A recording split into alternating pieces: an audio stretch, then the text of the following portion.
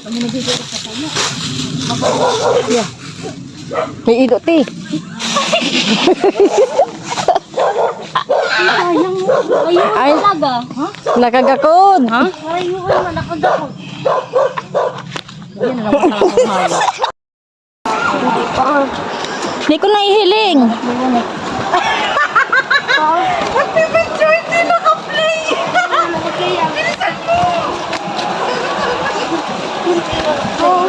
Hindi naka-play yan. Tabi, tabi.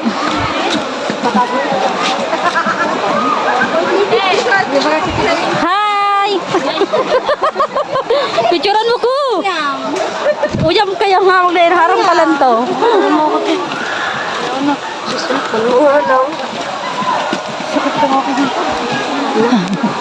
Naku, nanakit na yung likod nila. Iyo, sa may mga pambayad sa cottage. Mambag na lang ko istorya. Harap. Parang sila mga langga. Uy, di, may tao sa likod. Dalian nyo. Una na po.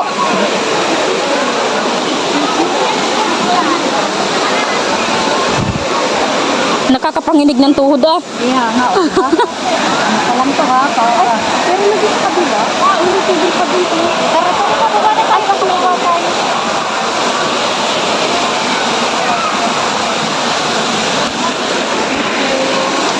Sabi.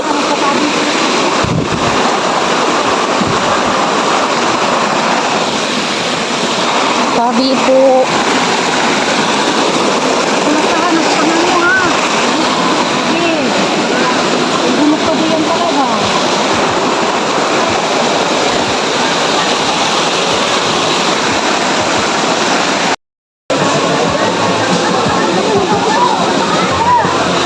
Ano? May bababayad kami? Magkano ang ano? Ang isa?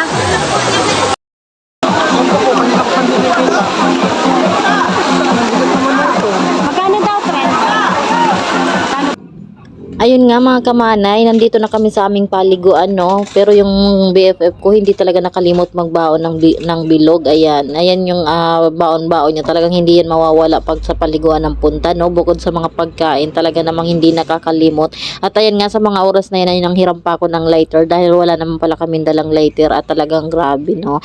Basta may katabing cottage ay makakapaghiram tayo dyan. Ayan, nakahiram tayo sa katabi naming cottage ng lighter na pangsindi. At ayan, sabi nga nung katabi naming cottage ay sila daw yung magsindi. Sabi ko ay veterano naman yan sa pagsisindi ng ganyan, ng alak. Ayan. Sabi ko nga kayang-kaya niya yan at master na master yan sa pag-mimix ng alak. Ay talagang yan yung founder namin pagdating sa alak. Talaga naman ay ayan, may paalog-alog pa nga siya dyan at may pasindi-sindi ng nalalaman. Yan talaga yung the best dyan sa aking BFF at magaling yan dyan. Ako'y magaling lang sa pagtatagay noon. Tapos siya yung tagagawa namin ng ganyan. Ayan. Pero ngayon ay medyo nagbago-bago na tayo, no? Nagbawas-bawas tayo sa alak kasi talagang hindi maganda sa kalusugan at na-experience ko na yan nung talagang lubha akong nagkasakit. Pero ngayon patikim-tikim na lang tayo dahil sa pagkikipag-banding natin sa ating mga kaibigan. Talagang hindi nawawala yung pagdamay natin sa kagustuhan nila. Kaya naman talagang hindi naiiwasan, no? Kahit na medyo bawal sa atin, talagang hindi pa rin maiiwasan. Sabi nga niyan ay pakikisama ba. Pero nandun tayo sa limitasyon lang sa ating sarili, no? Huwag pa kasobra. Talagang kailangan naman natin. Ayan, bali mga kamanay, sa mga nagtatanong pala kung magkano yung entrance. Bali doon sa bago ka pumasok dito sa may papuntang Alulod, meron doon naniningil ng 10 pesos sa entrance, no? Tapos pagbaba naman dito sa Alulod ay meron naman nagsisingil na doon. Nakakuha ka ng kahuntahan. Yung wasos ako yung ano?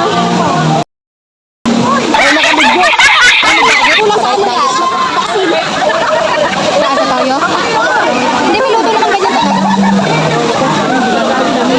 Oo, depende naman sa nagluto. May white kasing gusto nila.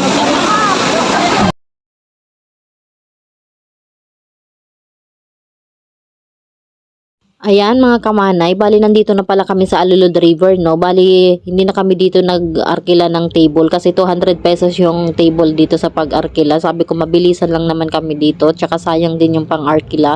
Tapos sa mga oras na to ay puno din ang mga table nila dahil sobrang tao sa pagdating namin dito. Dumating kami dito ng alauna ng hapon.